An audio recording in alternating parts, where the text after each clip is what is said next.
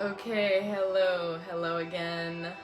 Hello everyone. Thank you for joining me here now in this beautiful present moment. Wherever you are, whenever you are, it's the same moment that we're sharing right now. And I've got my selenite, double selenite. It's gorgeous pyramid shaped molecules, purifying and cleansing the energy so I can speak only truth from my throat chakra. And I hope you can hear me okay. I know someone mentioned in one of the videos it was a little quiet, so I will try to speak clearly and loudly.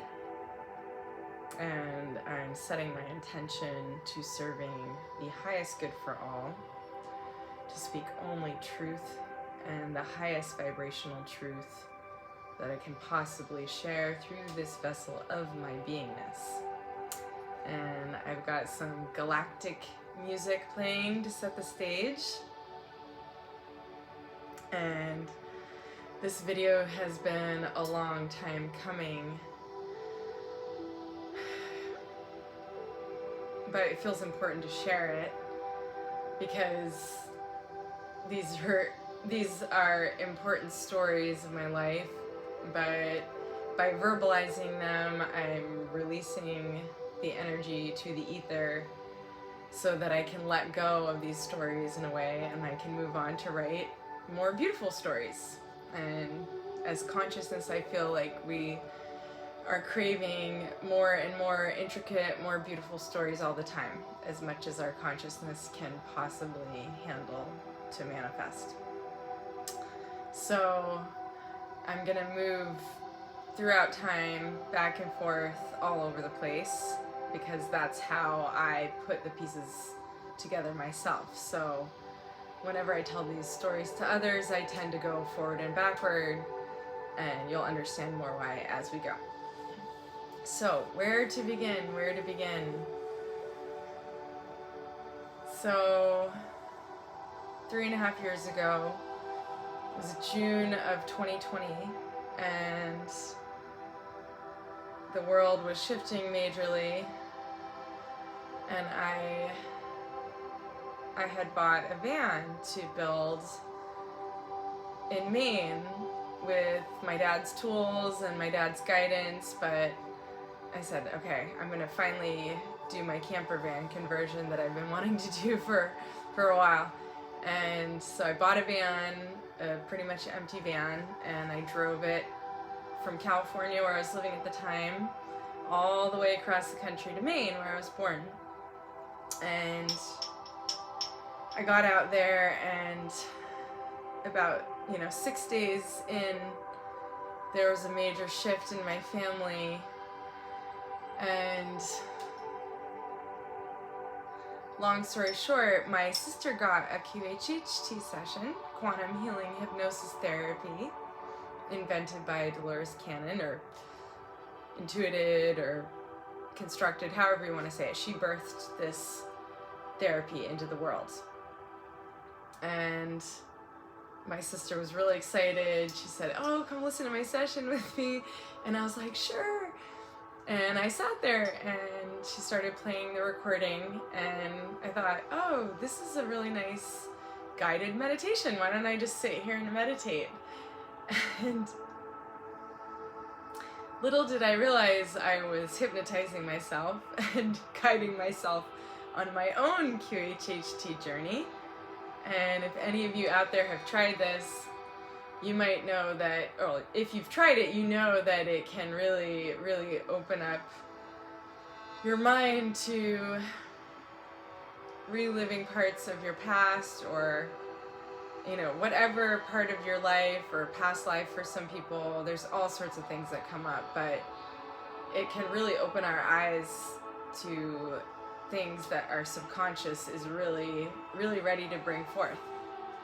So in my case, the memory that came back was one from when I was 6 years old, and it was a memory of being abducted by the Greys. And basically there was a voice in my head, you know, Hannah, come here, and I don't need to go into all the details, but basically they led me out of my house, very much like a robot. I was being guided. I was very calm. I had agreed to it before my birth. I went on the ship, and they did a surgical procedure to remove my eggs. Every human child is born with all of the eggs that she will ever have, millions of them in her ovaries. So that was really what they had come for, but I could see very clearly it was something I agreed to before my birth. And I was just taking care of business. It was an important part of my life. And and I knew I needed to do it, and I knew I had agreed to do it, and it was just part of the plan. And they put certain implants in me that allowed me to then, after the procedures were over, I then walked up to the front of the ship, which was like a sphere, like a transparent sphere. So I walked to the edge of the platform, and it's like, you know, you're standing at the edge of the platform, and if you were to look to the left and the right, you could see the edge where it goes from being transparent to, you know, opaque, you know, parts of the ship. But if you're standing right there on the edge of the platform and you're just looking forward, all you can see is the cosmos, the stars, the sky. You feel like you feel like you're just floating in space. It's incredible. And I put my hand on this sphere, and my consciousness merged with the consciousness of the ship, and I flew the ship. I flew the craft. And the way that this craft worked is that as soon as you think of where you want to go, then you just go there. It does all the navigation for you. You just see in your mind's eye where you want to go. And they were doing this to confirm that my genetics were from the star systems that they thought they were from. They already knew where I was from, essentially, but they wanted to confirm it. Any little data that they got, you know, after the fact was just the cherry on top. Really, the primary goal was to collect my eggs. And there's a lot of historical research folks have done examining, you know, how and why many millions of us were abducted in the same exact manner. I'm not unique in that regard. Far more people than you might imagine, or if you're watching this, you might already know a lot about this subject. But so anyway, so that's an overview of my abduction by the Greys. I actually have a mark on my abdomen, and as a girl I remember, you know, because this memory was totally wiped from my awareness, which is a good thing, because if I had told anyone, I'm sure no one would have believed me at the time. So it was a good thing. But I do have what I thought as a little girl, oh, I have a new birthmark. But it's about 1 centimeter long, a little beige mark, right, you know, in the area where I imagine they would have gone in to extract my eggs. So we'll see, maybe someone can help me do research on that. But so anyway, and now immediately after that, or at least a few months, you know, it was first grade, I was 6 years old, and the teacher said, hey everyone, we're gonna write a book. And I already went over this in a previous video, so if you already watched that, please just bear with me. But I wrote a book about a fun adventure with aliens, and I named it The Space Dragon. And on the cover is a girl who's, you know, essentially me, with her hand like that covering, because I couldn't tell anyone, you know. And essentially it was my consciousness coming through to sort of, you know, process this experience that I couldn't tell anyone about. And so part of me, I think, was bursting at the seams to express this in some way, because even if a memory is wiped from our mind, our body still carries the memory. It's still in our mind somewhere. It's just sort of like the path to get there has been blocked. but that technology is known by many to wear off around between the ages of 35 and 40, and the memory did come back when I was right about to turn 38. So it's right in that same time period when many people have these types of memories resurface. So I wrote a book. I think maybe I'll get to the content of that a little bit later.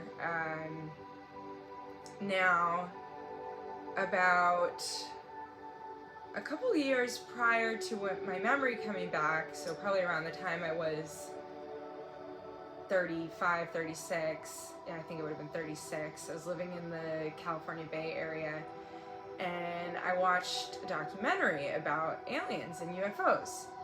And I was really, really captivated by the whole thing. There were lots of military officials telling stories of watching, they were doing testing on nuclear missiles, and they would send the little rocket up in the air, and they would watch as a spaceship came and zapped it, shot out some kind of laser beam, and it just fizzled to the ground. Or they watched the whole, all the nuclear test switches just turn off right in front of their eyes. So there's plenty of military witnesses. There's plenty of information about there. I feel like most of you watching this are already familiar with the subject. But so anyway, around the age 36, I watched this documentary and was really captivated by the whole thing. And about halfway through, there's a drawing of a reptillian, a lizard extraterrestrial, humanoid lizard. And my jaw dropped because it would have been 22 years ago now. I'm 41. It was when I was 19. It would have been 2001. So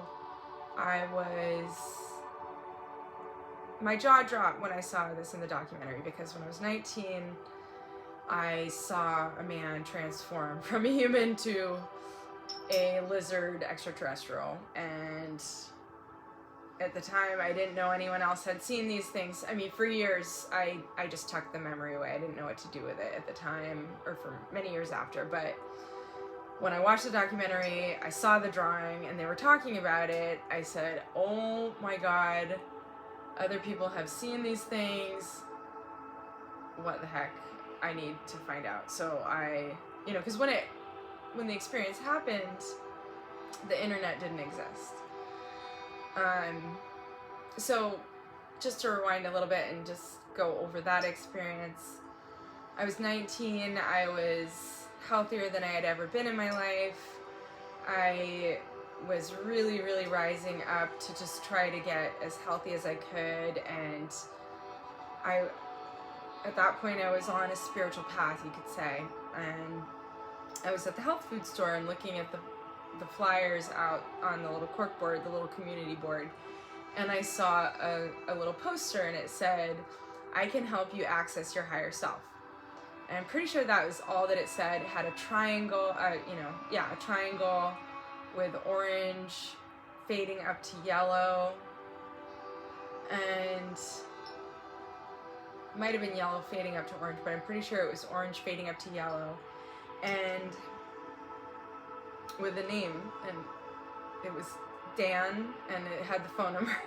So I wrote the phone number down and went back, and I was living in Blue Hill at the time, my mom had rented a couple rooms in a farmhouse. So I went back and I called the number, and just the information he gave me in the first phone call completely opened my mind wide to concepts I'd never encountered before. I knew that I wanted to work with him just from that phone, just the first phone call. It majorly expanded my reality. So we set up a time to have the first phone call, but between that time period from when I first called him to when we had our first session, I started to hang out with a friend that my sister had gone to school with, and I'm sure he's a good person. I really hope the best for him. I want this to just be totally neutral with just, you know, I truly, truly want the best for him, and I feel that he's a good person. So there's nothing wrong with him. He, you know, basically at the time he thought he was an expert on these topics, chakras and meridians and spirit, you know, higher self and spirit guides and all this. And he said, "Oh, would you like me to channel your spirit guides?" And I naively said, "Sure," and sat and started meditating. And then he was saying things that were very ego-stroking in nature. And I thought to myself, this doesn't sound like what my spirit guides would say. And that was when I opened my eyes, and it was a green, scaly lizard extraterrestrial. I knew at the time it was extraterrestrial. I mean, yellow eyes with slits, no hair, you know, tiny little ears that were very flat to the head with like a ridge forehead and big, sharp, pointy teeth. And he looked like he wanted to eat me in more ways than one. So I opened my eyes and saw this thing staring at me like it was going to eat me. And I jumped back, and then he went right back to being human, like just in the blink of an eye. And I was completely sober, 100%. Again, I was in one of the healthiest states of my entire life, but somehow, you know, whether he shapeshifted or whether we had somehow channeled this being, I'm not really sure what happened. I don't know if it was a holographic overlay or what, but I know what I saw. I've done a drawing since, but I don't have it with me anyway, but it might, if I were to show it, I want to avoid giving anyone nightmares. So anyway, that's that story in a nutshell. But so fast forward to, you know, I'm in the Bay Area and I see this drawing and I'm thinking, oh my gosh, okay, what the heck? Now I really need to know what this is. Because it would have been very hard to find the information back when it happened anyway. So, you know, it's about 2018, I'm in the Bay Area, I start to research this like crazy, which scouring the internet and Google in particular, you know, there's not many resources to be found, but I somehow happened upon the name of Laura Eisenhower, and there was a quote where she was mentioning reptilians, and somehow scouring Google, I located this quote with her mentioning reptilians. I started to find out about her. I tapped into some of her podcasts. It was Awake in the Dream with Dr. Dream and Laura Eisenhower, and that opened up a whole new world to me, because 20 years ago when I was doing the sessions, okay, wait, let me just back up because I need to finish that part of the story. So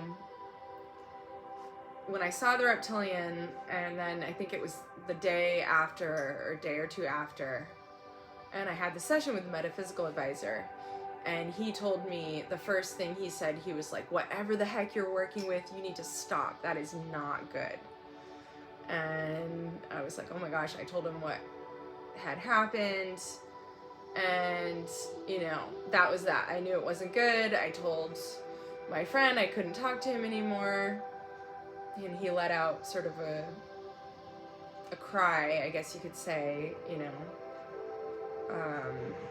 And in that moment I saw a black flash, like a smoky black flash in front of my face. So anyway, I continued to work with the metaphysical advisor. I had a very rigorous meditation routine, connecting with my spirit guides every morning and every night for over a year. I was very, very disciplined. But we never spoke of extraterrestrials. He didn't bring the topic up, whether he knew or not. He limited, he talked about things like demons, entities, and whatnot, but we never spoke of extraterrestrials, so it was outside of my realm of awareness. So I just wanted to go back and finish up that part of that story. So when I finally realized other people had seen them, and then I tapped into Laura Eisenhower's work, And then I started learning about the whole extraterrestrial phenomena in general, and was becoming somewhat of an expert in that, you know, the negative Draco reptilians and why they're feeding off of humans and how they lost their connection to source by becoming super, super evil and parasitic, and so basically they're gonna die if they don't feed off of us, etc., etc., etc. And that was very challenging to go through at the time. I didn't really have anyone I could talk to about the topic. I was learning it all in isolation, and it was definitely challenging to go through, but I'm grateful I was able to make it through that period of learning. So now, I told you I was going to jump around, but this is how I put my puzzle together, was forward and backward like this. And so back to the book that I wrote when I was 6, called Space Dragon. So when my mom had somehow kept it, and she had sent it to me when I was living in the Bay Area, when my abduction memory came back at age 6, I immediately remembered the book, and I thought, oh my gosh, there's clues in there. So I hadn't really paid attention to it until that time. Even though I had studied, I don't think it had really come into focus even when I was studying the reptilians. Maybe. It's weird that it wouldn't have, but perhaps I just didn't. I think it was still in the closet somewhere. But when I finally pulled out the book and was looking at it, everything in it was completely accurate to all the research I had done about the Draco reptilians that feed off of human energy. The things I wrote, so basically in the book, it was a human-looking extraterrestrial who brought me on his ship that was invisible to the naked eye until you stepped onto it. And on board he had a space dragon that was changing color in front of me. You know, I had my own interaction with the space dragon, and it gave me a stone that glowed in the dark. You know, it was changing colors, and I said, wow, if only I could do that, and what would the kids at school think if I could do that kind of thing? And anyway, the human looking extraterrestrial that's, you know, he's somewhat stern with me. He's like an authoritarian figure, but he's like, oh no, you don't understand. They're very dangerous. They camouflage themselves and they attack humans. Which is, if you know anything about Draco reptilians, this is quite accurate to how it works. They're, you know, I hope you're already familiar with this material. I really want to avoid scaring anyone. If you get scared at any point, please just turn it off. If this triggers you in any way, just shut it off. But basically, they're on the 4th dimension, the lower realms of the 4th dimension, and they're feeding off of human energy because that's the only way they know to survive. And really, they need to heal their DNA, and they need to come back to truth and love and unconditional love.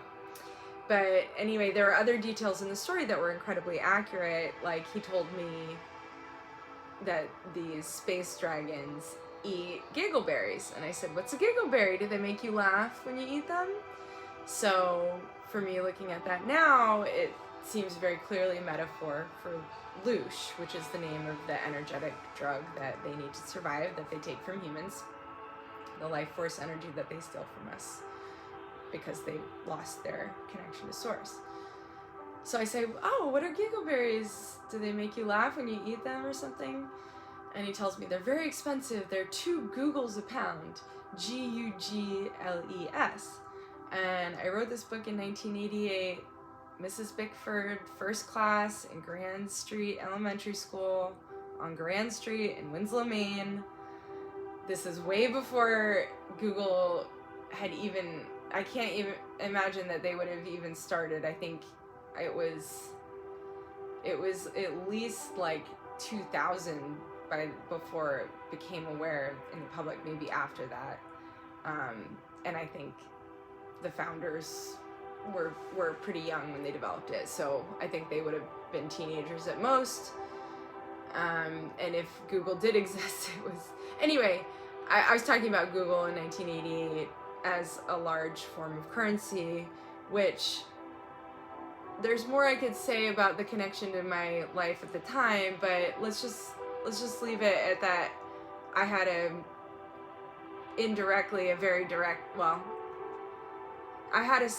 pretty direct connection to Google at the time when I was deciphering this book. And I can tell, that's more personal, or that's involves other people, so I want to limit exposing anyone else's information through this. But anyway, so 2 Googles a pound is what the giggleberries cost, so they're very expensive. They make people laugh when they eat them. Clearly a reference to loosh, which would be what the Draco reptilians consume, and then if there's negative humans that are working for the reptilians, the negative reptilians, and they're engaging in similar behavior, then the third dimensional Earth version of that would be adrenochrome. So, which, anyway, I'm sure some of you out there maybe know the connections with the company of Google. I think all of that's already changed. Let's, I suppose this is just a historical video of what once was. Let's just see that all that has changed, and there's none of those connections exist anymore. But the name chrome, adrenochrome, there's a lot of symbology in the symbols that Google uses for Chrome or Gmail. But again, that's all old history. We're rewriting everything. None of that exists anymore. Let's just speak as though this is old history, that we're just looking back in the past, because I feel like all of this has already been cleaned up. But anyway, just setting my record straight of my story and what I went through in my life.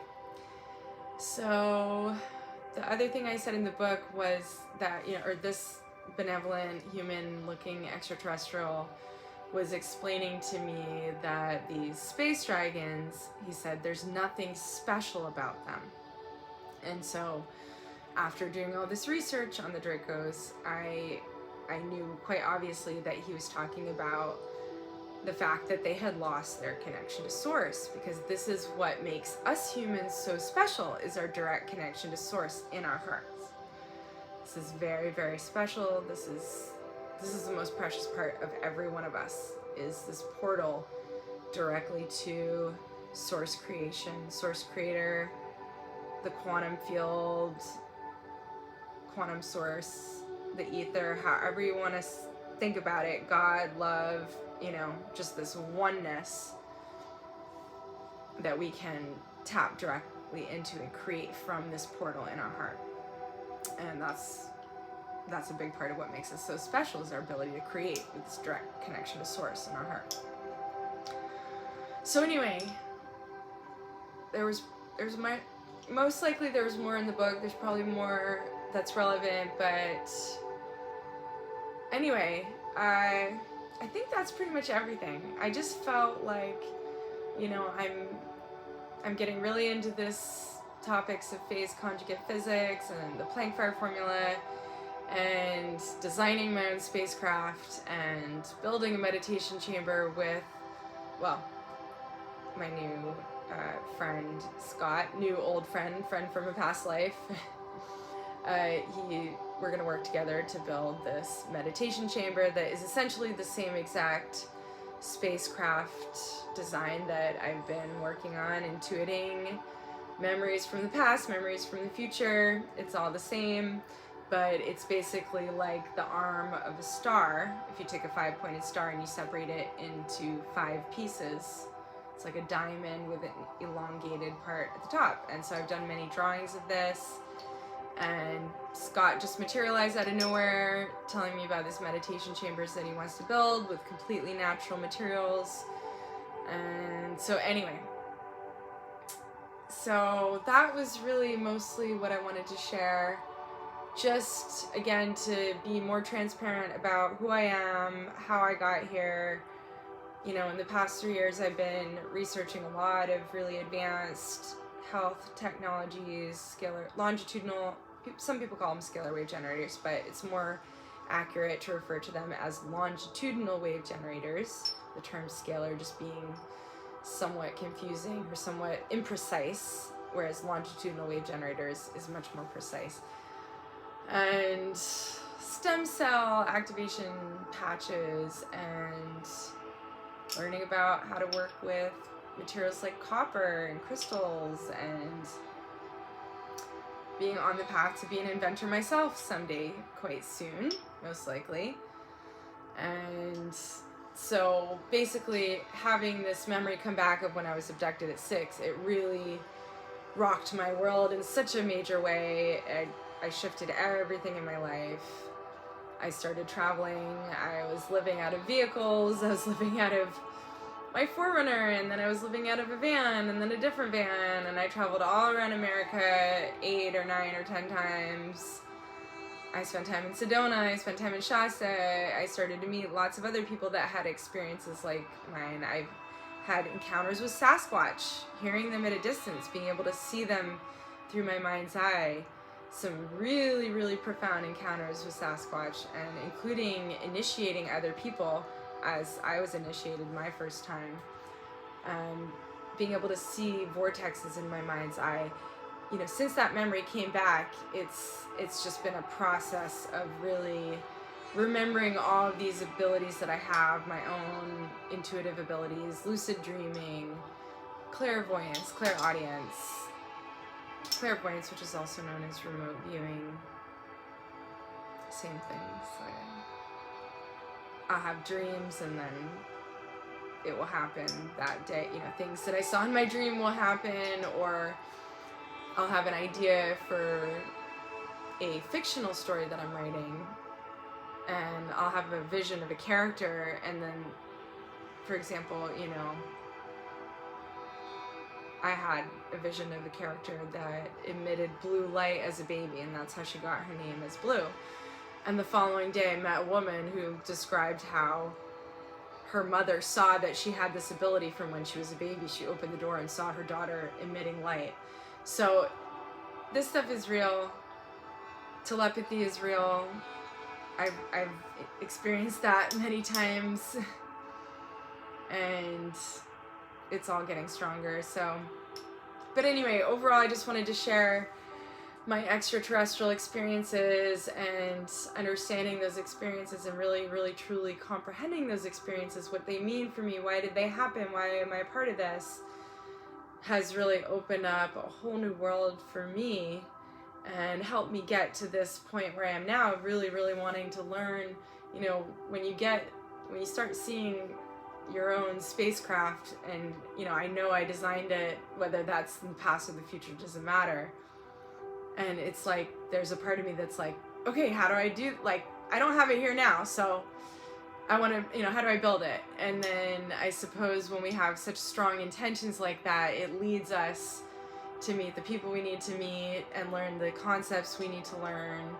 And it, you know, putting that pure heart intention into anything navigates our compass to bring us to that reality, just like I talked about in the many worlds interpretation, you know, how to steer the compass of our reality. I have a video that I wrote about that.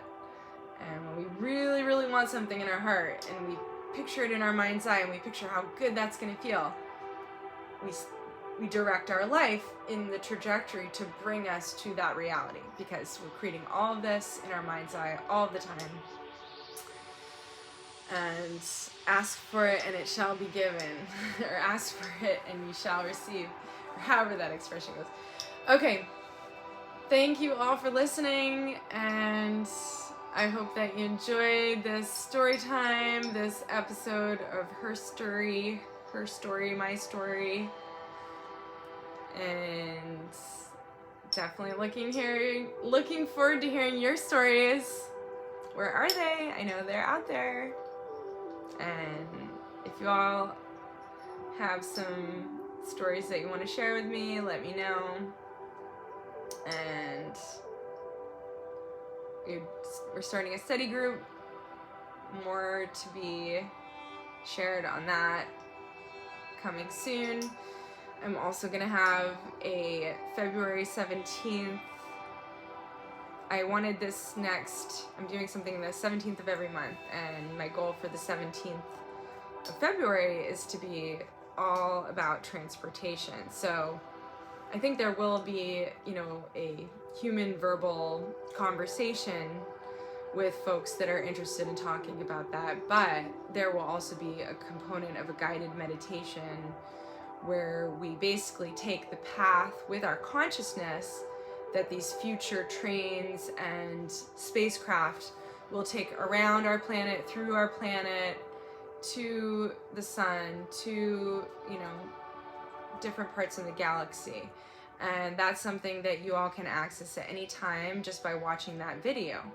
So it's, you know, moving beyond the limitations of time and space by creating the video, whether you're participating in it as it's being created, which would certainly be powerful, but I feel like it has the potential to be just as powerful. You have the potential to be just as much a part of it, even if you are watching the video at a later point in time and you still follow us.